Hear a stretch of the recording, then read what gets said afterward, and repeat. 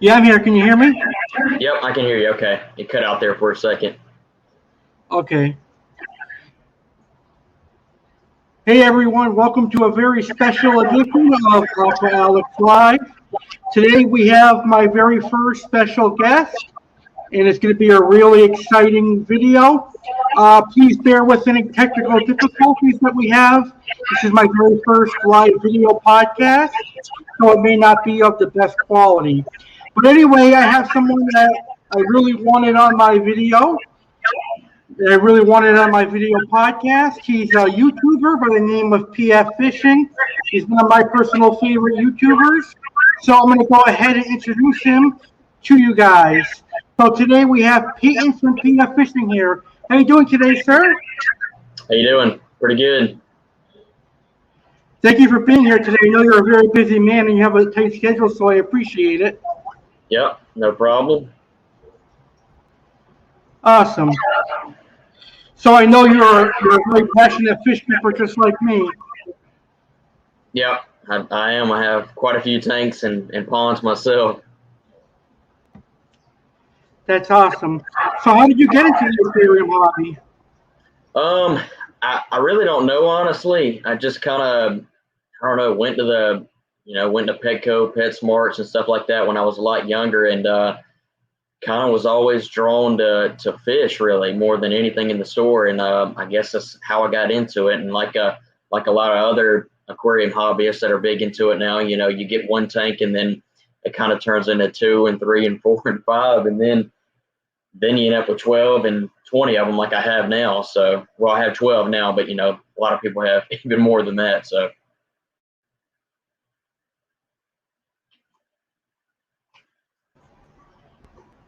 That's cool. So how many tanks in total do you have now? Like 12? Yeah, I've got 12 total tanks inside aquariums, and then I've got a soft shell turtle tank outside. I don't really include that with them, and then of course 3 ponds. So that's about it. Nice. That's awesome. Ponds are pretty cool. Yeah, they are. They're different. That's for sure. So what kind of fish are you keeping? A mix, honestly. I would say I keep more cichlids than anything, though. But I also have some guppies, endlers. I have a saltwater tank. I've also got some catfish, cory cats, synodontis, stuff like that. Got a flower horn. Then I also have one tank I'm trying to make more of a goldfish themed tank in a way, like arandas and stuff like that. So I've got a mix, but I would say it's more cichlids than anything.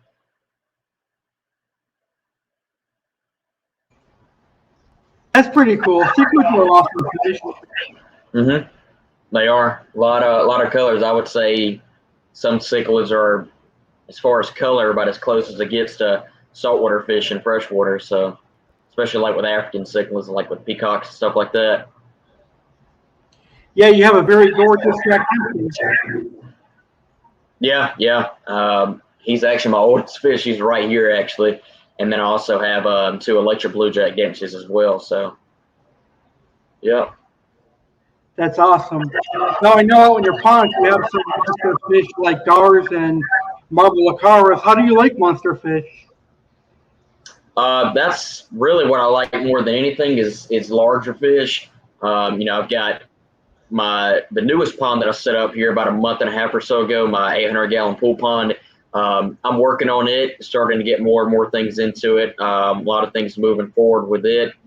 I recently got a Florida gar that just wasn't quite big enough to go into it just yet. So once he gets a little more size on it, he's going to go out there. But also at the moment have a largemouth bass, 2 peacock bass in there. It's a Menzies and then a pretty large butterfly peacock, and then a bullhead catfish in there as well. So, and a tiger Oscar. But there's definitely some more stuff that I want to add to it, including the 2 marble char catfish. They're actually in my other pond. I'm just waiting on them to get a little more size on them, and then I'm going to move them into there as well. Same thing with a gar. Awesome. I actually happen to have a marble acara cat. He's pretty big now, but when I got him, he was 3 inches. Cool. That's about how big the ones that I have now are. One's a little bit bigger than the other one, but the larger of the two. He's getting up into about 6 inches now, so I really want to get him up to at least 9 or 10 inches before I feel really comfortable with moving them into the 800-gallon pool pond. But yeah, there's definitely some cool things that I want to get for the biggest pond that I have. So Nice. If you were up here in Florida, I would put my monster cats in our aquarium too. yeah, I've got several people that come into the store that I work at that have larger catfish as well, like red tails and stuff like that, and they're always trying to give them to me when they get too big, and I'm like, no, I can't take all the monster fish, and I have room for all of them. So Yeah, I'm gonna get a pond in the future, I think. yeah, well, I mean, if you live down in Florida, then you definitely got the right climate for it. I live in Alabama, so I'm not too far away. It stays fairly warm here in the summertime, in the spring, and really early fall. You don't have to worry about heating the ponds, but in the wintertime, you definitely want to make sure they're heated if you have exotics in them. But yeah, if you're down in Florida, then that's a great place to have outdoor fish. Yeah, because I have a red tail cat, tiger suckers, and a couple other monsters. Yeah, they'd do great in an outdoor pond, definitely. That's true. So, what are some fish that you haven't kept before that you want to keep? Uh, I would really, really like to do freshwater stingrays. That's kind of like the one thing that I've always wanted to do that I have not kept. There's been so many types of fish that I have kept and have learned a lot about with keeping. But I would say probably freshwater stingrays. That's kind of the one fish that it was peacock bass, and then I've now I've got one of them. I got two of them, and but I think freshwater stingers. I think that's kind of the thing that I've always wanted to keep. Nice. I love freshwater stingrays. When I lived in Massachusetts, I had a pair of Matoros. Oh, really? Okay. It's pretty cool. That'd probably be the kind that I got if I got any, or like the little teacup stingrays, the ones that don't get too big. But I definitely have thought about it. It was definitely a consideration of mine when I set the 800-gallon pool pond up, with the sand in it and all that. But really, those guys do a lot better, and something that doesn't have a whole lot of other predators in it, so they don't have to really compete with for food and all that.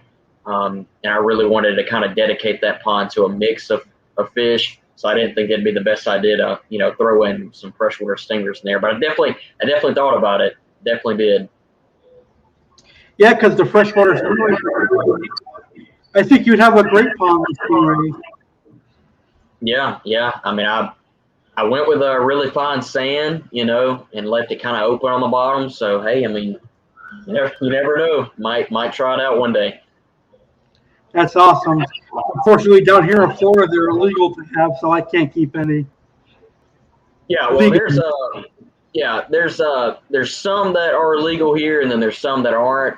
Kind of like the same deal with arowanas. There's only like a couple different types that you can keep here in the states. Um, so I mean, you definitely got to be careful with stuff like that. Yeah, arowanas are another fish that I really like. Have you ever kept any before? Yeah. I've had silver arowana. I've had two of those in the past. I had one that got killed by my pacus actually, and then I had another one that just got a little bit too big, and I ended up giving that one away to somebody. So, but that could potentially be. I'll just put it out there right now. That could potentially be one of the next fish that goes into the 800-gallon pond. Not a silver arowana, a different type though. Nice. Yeah, I like the Jardinias and the. Yeah, those are cool. They're different. Yeah, I'm planning on getting one for my birthday. Oh, cool. Yeah. So, have you ever kept any angelfish or discus? I have not done discus before. I have done angelfish. It's been a while actually. I actually tried breeding angelfish when I was a couple of years ago actually. But I've kept a couple different kinds. I've kept marble angels, koi angels, just plain old veil angels. Right now though, especially working at a fish store, I kind of get to see what is coming in good and what's not. Angelfish right now are kind of hard to come by. Kind of hard to come by as far as good ones, getting good ones, and it's definitely kind of like discus. I would say they're not quite as fragile, not quite as delicate and hard to keep, but definitely a fish that if you're going to keep them, you want to get good specimens of them. Because if you get bad ones, they're just not going to do good. So. That's very true. Oh, it must be awesome working at a fish tank. Get to see a wide variety of fish every day. Yeah, it is. We get a shipment every Thursday. I'll be unboxing that tomorrow morning, and then we also sometimes get a smaller shipment on Fridays as well. But the Thursday shipment, that's a consistent one we get every week. It'll be freshwater and saltwater, mainly freshwater, and it's pretty cool. I mean, there's a lot of fish that you get to unbox, and then roughly every once a month or so, we'll do a ORA order or sustainable aquatic order, which is a fully saltwater order. It'll be mainly clowns, but sometimes we'll get some corals and stuff like that. But and then the coolest thing, honestly, I think is getting to see trade-ins. We actually are one of the few stores in my area that accept trade-ins, and we get to see several big fish come in every week. That people trade in, and you just never know. And that's how that's how I got my Temensis peacock, and a couple of my other fish were from customer trade-ins. So you get to see some cool stuff that way. I think that's actually more exciting than doing the whole unboxing thing, honestly. Yeah, I definitely agree with you. That's one of the biggest things to go to local fish stores for is to see what they got in for trade-ins. It is, yeah, and not a lot of them, not a lot of the big box stores accept them, so it's kind of like the LFSs that are really the ones that take them in. So My local fish store takes trade-ins, but unfortunately they charge a lot of price for fish that are large. Oh yeah, yeah. See, we actually are kind of the opposite with that. We will give customers credit for the fish. We usually will try to lean on more towards store credit than just straight up cash. But a lot of times with a trade in, you have more. You can be more lenient with the pricing because when you order a fish, especially a big fish, you're usually going to get charged a lot more for it. So you have to charge customers more for it. But with a trade-in, you're kind of making up your own price. You're going to make it reasonable. You're not going to overcharge. You're definitely not going to undercharge. But you can be a little more lenient, honestly, with customer trade-in. So that's definitely good. Yeah, I agree with that. My fish store gets a good amount of credit. That's probably why they spike the prices up. Yeah. Well, I mean, you definitely got to make your money back because I mean that this industry, it's definitely not easy. I've learned that working alongside my boss who's been doing it for 50 years, and he's taught me a lot of the ins and outs of the business and the hobby and all that. So I've got to see a lot of inside stuff that I didn't know about before I started working at a fish store. So what are some of the craziest trade-ins you have? That we've ever gotten in at the store. Yeah. Uh, my boss has honestly told me about some that he has gotten there before, like before I started working there. See, I'm trying to think. We've gotten some really, really cool stuff. We actually had a pretty large, I'll say close to 2 foot albino silver arowana roughly a year or so ago. What else? I mean, we get a lot of Oscars more than anything. A lot of Oscars and 12-inch plus plecos. That's really the two main things that we get. Alligator gars. I've actually got an alligator gar in my big fishing pond in my backyard that came from a customer trade-in. Guy bought him when he was 5 or 6 inches, and he had him in with his cichlids, and he started eating up all of his cichlids, so he had to bring him back to the store. And now I've got the fish, and he's 2.5 feet, almost 3 feet long now in my big pond. We've had a lot of cool stuff. I'm trying to think of some other things. And my boss has told me about this one guy had brought in like two really, really large eels, like 2.5 feet type. I think they were fire eels. I think that's what they were. And then also he had two really, really large marble achara catfish come in. That was probably 5 or 6 years ago.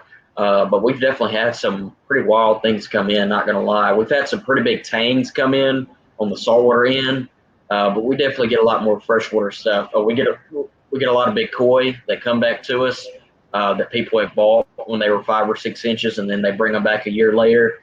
But I would probably have to say that Oscars and really Jack Dempsey's and Plecos are really the most common things that we get back. We'll get a lot of big Pacus too. Nice. Yeah, Pacu seem to be really common. Yeah, we sell the little bitty small ones, but then they grow so dang fast. People bring them back in a year and they've quadrupled in size and they're eating up everything that they got. And that's why I don't keep Pacus anymore. I used to when I was younger, and I used to think they were really, really cool fish. Closest thing you could get to a piranha and all that. But I've kind of gotten over that whole hype when I've learned out what they're really about, how fast they grow and how messy they are and stuff like that. And I wouldn't, say that fish stores shouldn't sell them, but I would definitely say that, the box stores like Petco and PetSmart probably are not the best ones to be selling those types of fish, because a lot of times they really just don't inform people how big they get, how fast they grow. Same deal with Oscars and other big cichlids. And I really think those type of fish are really better off selling with, the local fish stores and stuff like that. But that's just my opinion. Yeah, I'm actually growing out a couple of Pacus and some other monsters. They're going to be going to a friend of mine that has an 800-gallon aquarium. Cool. That's they'll definitely like that. It's definitely what they probably really need to go into, once they get some size on them. So Yeah, Pacus are cool though. yeah, they're cool. I mean, closest thing you can get to piranha in at least where I live, because some states they are illegal, but I know like Tennessee is probably the closest state to me that they are legal. But here in Alabama, they are pretty darn illegal. So piranhas, that is. Yeah, I've kept piranhas. I think Pacus are better. Probably, honestly. Pacus, a lot of people don't realize they get way, way larger, at least for the red belly piranhas, which is the really common type that everybody thinks of when they think of a piranha. But Pacus really get a lot bigger, honestly. So Nice. So would you prefer monster fish or community fish more? oh, monster fish for sure. That's yeah. I mean that's something I've always kind of had a passion for. I wouldn't say when I first got into it, but definitely a little bit later on, and the past few years, that's been the kind of the driving force of my most of my fish, at least. Like that's what I'm saying. I keep mostly cichlids that are moderate to large size fish, and that's kind of what I just enjoy keeping overall. That's awesome. Yeah, when I was a teenager, I was into monster fish too. I still am into monsters. It's just something that it interests me. I don't know what it is, but every time I kept community fish, I just want more a monster fish. Yeah. That's true. I mean that's and we see that a lot of times in the store. Honestly, people will come in there and they want to get a 20-gallon tank, and they want to get a 3-inch Oscar that's small right now, and you have to explain to them how big it's going to get. And most people want a bigger fish in their tank. They just don't realize how big of a tank they really need for it. But I would say honestly, with most customers, it's pretty 50-50. Honestly. With it being kind of split up, with a lot of people liking the smaller, peaceful, quick-moving, colorful fish, and then there's the other batch of people that kind of like the bigger, more aggressive fish. But I would say I definitely lean more towards the predators. It's kind of ironic I say that, and you can see small community fish in my background, but most of the ones that I keep are larger fish, I would say. Definitely.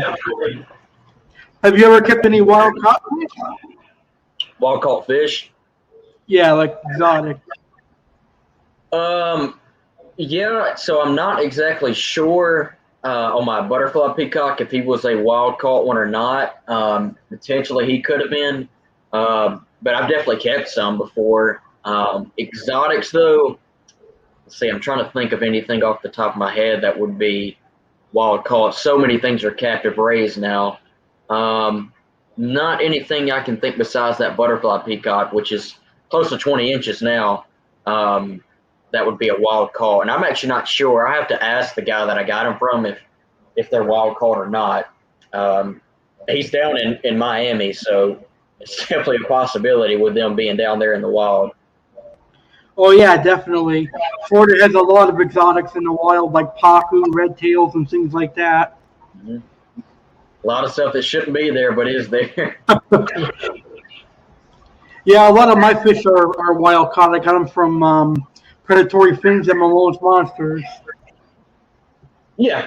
Rod or predatory fins. Yep, he's got some. They keep some pretty large fish. Yeah, it's pretty cool. I like the wild caught fish more than the captive bred ones. They have more personality, I think. They do. I would definitely say that, and especially on the saltwater side, that's where not quite as many things compared to the freshwater side are being captive raised. A lot of stuff on saltwater actually is still coming out of the wild as far as fish. Most of your clownfish are not though, but like conchs, for example, you know what a fighting conch is? It's kind of like a snail. It's something that kind of hangs out on the bottom. We'll get those in time to time. It's a really good thing to clean up your sand and saltwater.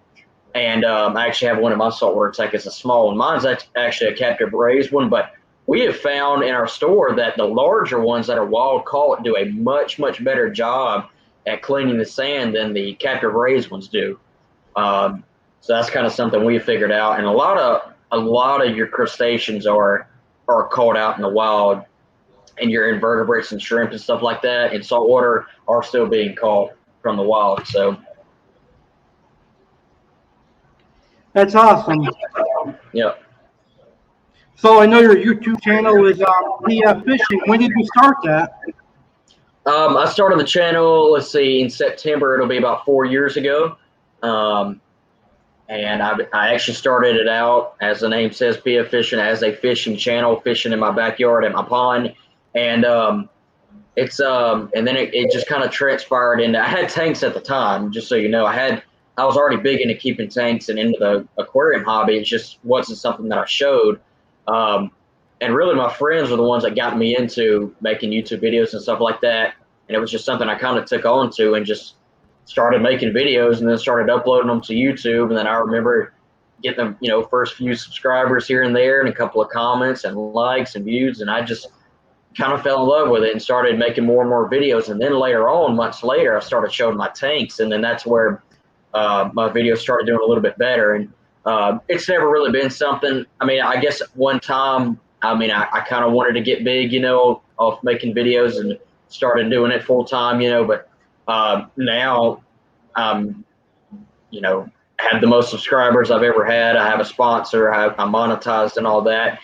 And it's not even something that I look at as a monetary gain for me. I make money from YouTube, but it's not something that I consider to be a considerable amount of money. I work at a fish store and then also have other side hustles, and I don't consider that to be a side hustle. So it's really something now that I just do more as fun, making videos, because I still do enjoy doing it. And I used to post 3, sometimes 4 times a week, a year and a half or so ago. And now I just kind of post, I'm trying to start to get more consistently back into it. I just haven't really had much to film lately. I've been so busy with other things. But now I'm starting to get back onto a more of a 1 to 2 video a week type deal. But I'm gonna start trying to work in more videos. It's just getting content more or less, finding stuff to film. That's awesome. I've been following your channel for about a year and a half now, and I have to say you have some good content. Thank you. I do appreciate it. And I get asked the question a lot, like, who do I watch? Like, who do I mentor? And to be honest with you, it's nobody. Like, I used to watch a lot of aquarium hobbyists on YouTube, and I just got out of the spill of that. Really, the only one that I still watch is Joey from King of DIY. I think what he's doing right now with that whole building that aquarium gallery, open to the public next year and all that, I think that's something great. And I'm loving his progress with that whole build and everything. But I don't watch anybody anymore, and he's actually one that said it himself. You start watching people that are in your same niche, and it starts to become too influential. You start making your videos like they do. You start editing your videos like they do. You start talking like they do in your videos, and that's kind of why I don't watch them. There's other YouTubers that I watch, but they're just not in my niche. They're not in the aquarium hobby type deal. I don't know. I just don't really watch anybody in my community, which is kind of different, I guess. Besides Joe, and every once in a while I'll watch somebody else, and it's not it's not a diss to anybody else. It's just that there's not really anybody else that I watch. In all honesty. That's cool. You have a lot of passion in the aquarium hobby, and you kind of remind me of me. Yeah, I mean, I've been doing it now for, I don't know, roughly 8 or 9 years, maybe 10 years now, closely, as far as keeping fish, but really being into it like I am now, probably about 4 or 5 years, I would say, like with all the tanks and stuff that I have, maybe a little bit longer. But I mean, you learn something new every day, just playing around in the tanks, doing water changes, you get new fish, feeding the fish, working at the fish store. You're constantly learning things about the hobby, and there's always more and more things to learn. So That's definitely true. it is. So why would you recommend someone to subscribe to your channel? What's that? Why would you recommend someone to subscribe to your channel? I don't know. I would say I have kind of a mix of different things. I feel like a lot of people on YouTube that keep fish, that are really big into it, kind of generalize on one type of fish. And, I would say I keep majority cichlids, but I also have a mix of other things, like with the ponds and all that. I also have turtles. I have a soft shell turtle. I have a reddish slider, yellow belly slider, stuff like that. And really a mix. And the exotic pond that I have, the guppy pond, 300-gallon goldfish / turtle pond, saltwater tank. I really need to start showing it a little bit more because a lot has changed with it. And my flower horn, he's something that has really been a driving factor of my channel, and it's kind of gotten it to where it is, I guess you would say, even though it isn't a big channel or anything. But I've definitely gotten some recognition from my flower horn, honestly, who I've had now for probably 2.5 years, I would say. Started him out when he was pretty small, and now he's close to full grown. That's awesome. So what's it like to work in a fish store? It's cool. Like I said, you are constantly learning new things. You learn a lot of stuff about just working with people, honestly, a lot of different people, a lot of different scenarios, and there's always something new to learn, honestly. And, I really enjoy the retail aspect of it, helping customers and stuff like that, And I also do aquarium maintenance too, and I get a lot of clients from the store, going out to people's houses, setting up tanks and doing maintenance on tanks. And you walk into a lot of situations that you're not expecting, with customers' tanks and stuff like that.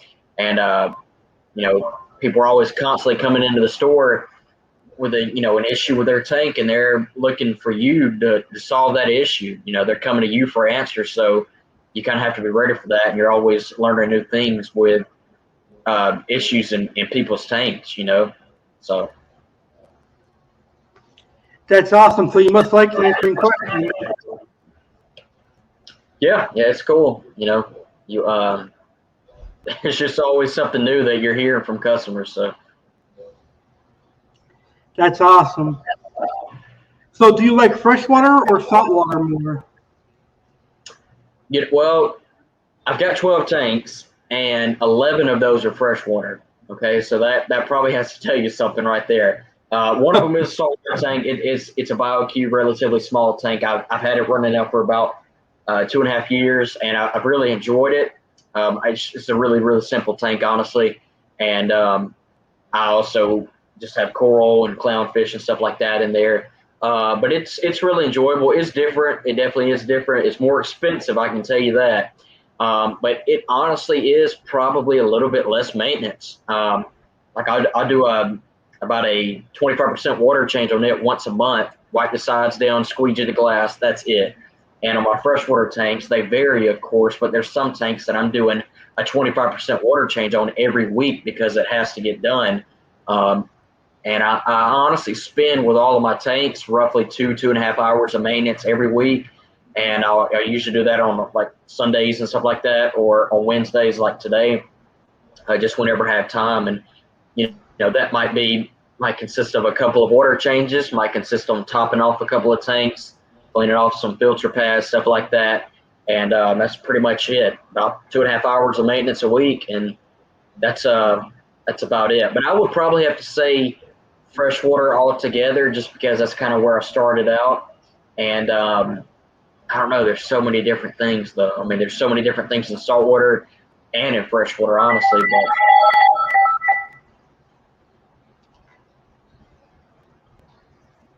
That's awesome. Yeah, I like freshwater too. I've kept saltwater, and when I had saltwater tanks, I wanted to go back to freshwater, but hopefully in the future I'll be able to keep both again. that's cool. Yep. I would definitely say saltwater. Just working in the store, I can definitely tell saltwater has gained a lot of popularity over the last couple of years. We've definitely seen an uptick, in my opinion. I think we have seen an uptick in saltwater sales over the past year or so, honestly, especially like with the pandemic and everybody being inside, and them always wanting to do a saltwater tank and finally having the time to do it. And we actually got really, really busy last summer, like during the height of the pandemic. Um, we were, one of the essential stores, honestly, for pet food. This is the reason why we were able to stay open. We saw a lot of aquarium sales, just selling new aquariums, selling fish and stuff like that. And we actually stayed really, really busy. And I would definitely say we have sold a lot of saltwater setups and a lot of saltwater fish over the past year and a half. That's awesome. Yeah, saltwater is really popular, but in my area, I noticed more of the freshwater monster fish are really popular down here in South Florida. Oh yeah, well, I mean, you're going to have that down there because with the temperature, of course, and being able to keep them outside and stuff like that. That's kind of what you would expect down there. But I would say probably saltwater tanks and shrimp tanks, freshwater shrimp tanks, have probably gained the most popularity since I've worked at the fish store that I work at. I've definitely seen a lot of people get into the freshwater shrimp keeping side of the hobby and saltwater tanks. Nice. I've never kept freshwater shrimp before. Have you? Yeah, I've got some blue velvets and some red crystals. I'm actually the next tank that I'm going to kind of rescape here in the next couple of weeks. Is going to be a shrimp tank. It's going to be a 10-gallon freshwater shrimp tank, and I think I'm gonna move my red crystals into that tank, and I'm going to kind of scape the tank. I'm going to use the Sirius stone that I have right now, and I think I'm going to do fluval stratum as a substrate and kind of scape it with some fairly easy growing low light carpeting type plants. I wouldn't necessarily say low light, but definitely not something that needs a whole bunch of high output lighting, and definitely does not need CO2 because that's something I'm not going to do. But yeah, the blue velvets, I've had them the longest. That was the first one that I actually got. I keep them with my guppies and endlers and my cory cats, and they do very, very well in there. I haven't had much breeding out of them, but they've done well in there. That's cool. I'm making a small tank in the future to keep them, just to say I have them. Yeah, yeah. I mean, you need a small tank's all you need. 5 gallons. We actually have it's a 7.5 gallon Aqua shrimp tank. We have it set up on our counter. We don't sell out of the tank. It's one of our couple of different show tanks that we have, and it's a shrimp tank, and it is loaded with guppy grass. We don't sell any of the shrimp or snails or guppy grass out of there, and it's loaded with it. And we set that tank up about a year or so ago. And my other coworker, she's the one that really kind of takes care of that tank. It's more of her tank than anything. But it is dominated by cherry shrimp, but we've also started incorporating some blue velvets and some yellows and stuff like that in there.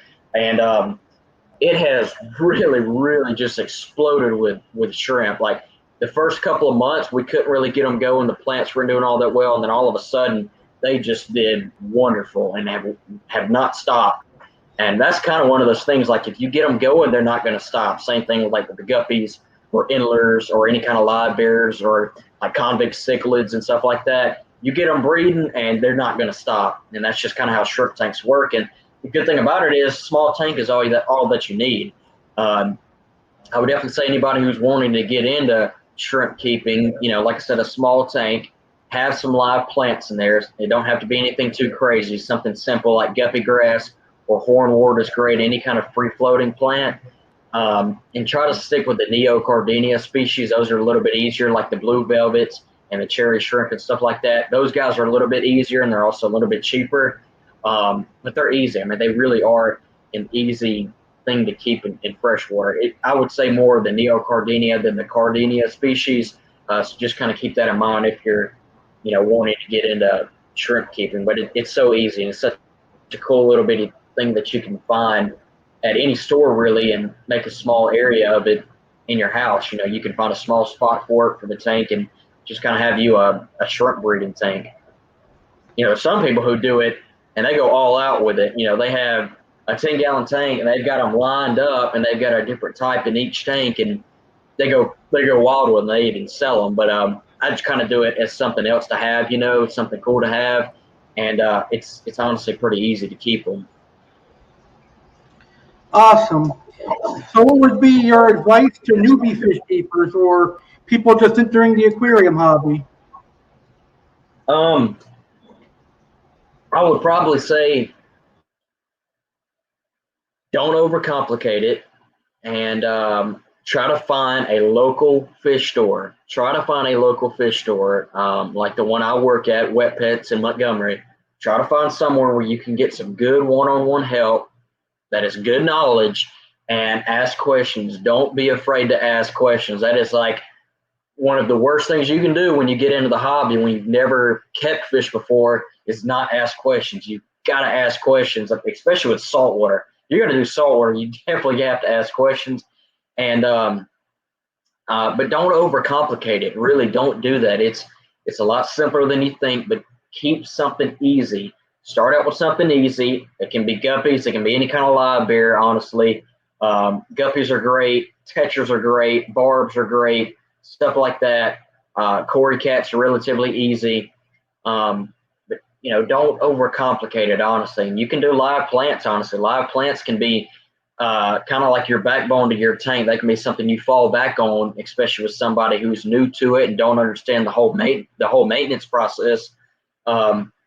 With doing a tank, the live plants will help you out. They will help, kind of keep your nitrates and your ammonia and stuff like that down. But ask questions. Find you a local fish store and ask questions. Find someone who has a lot of knowledge about it. Reach out to people like me and you in the hobby, on Instagram and stuff like that, and ask questions to us if you don't have a local fish store.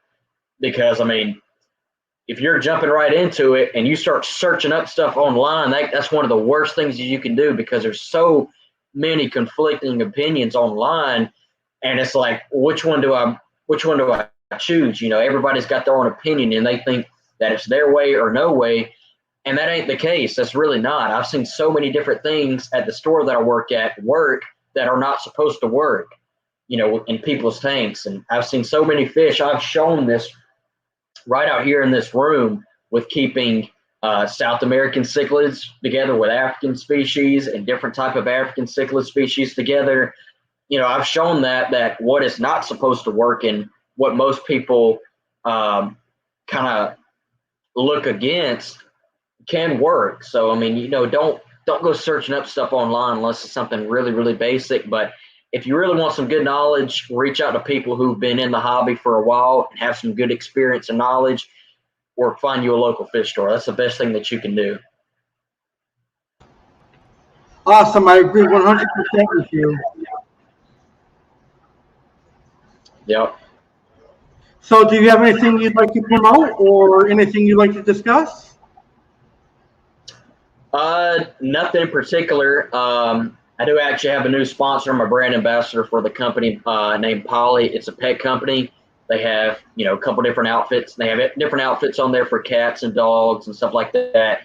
They have some aquarium decorations on there, and their products are really, really high quality. I've got some of their stuff on the way right now. When it gets here, I'm going to show it in the video in my, next video that I have whenever it gets here. and they've got some really cool stuff. You can go and check them out. Poly is Pawlley, and you can use my code PF10 all caps at discount as a discount code, and you'll get 30% off your purchase. So go check them out.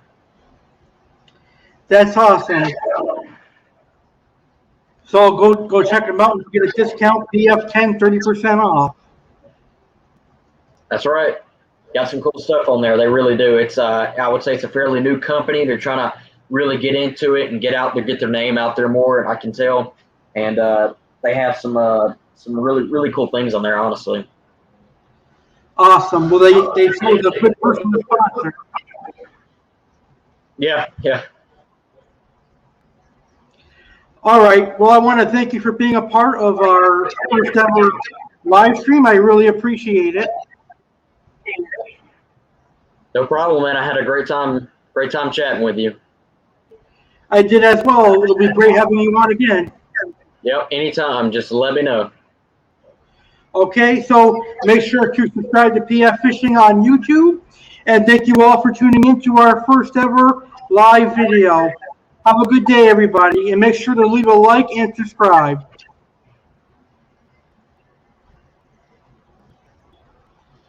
You did good, man. Thanks. Had a great You're time welcome. chatting with you. It was very fun. It was. You can anytime you want me to come back on, we can definitely do it, and we'll get it more organized next time. With the whole issue, I don't know, something to do with my mic. It wasn't enabled or something, and that way we can go live like right at 8, and not be delayed and all that by 15 minutes. So we can definitely do that anytime you would like. Absolutely. I'd love to have you again. Yep, no problem. If you have any other questions, you can reach out to me on Instagram, like where we've been chatting at. So, All righty. Sounds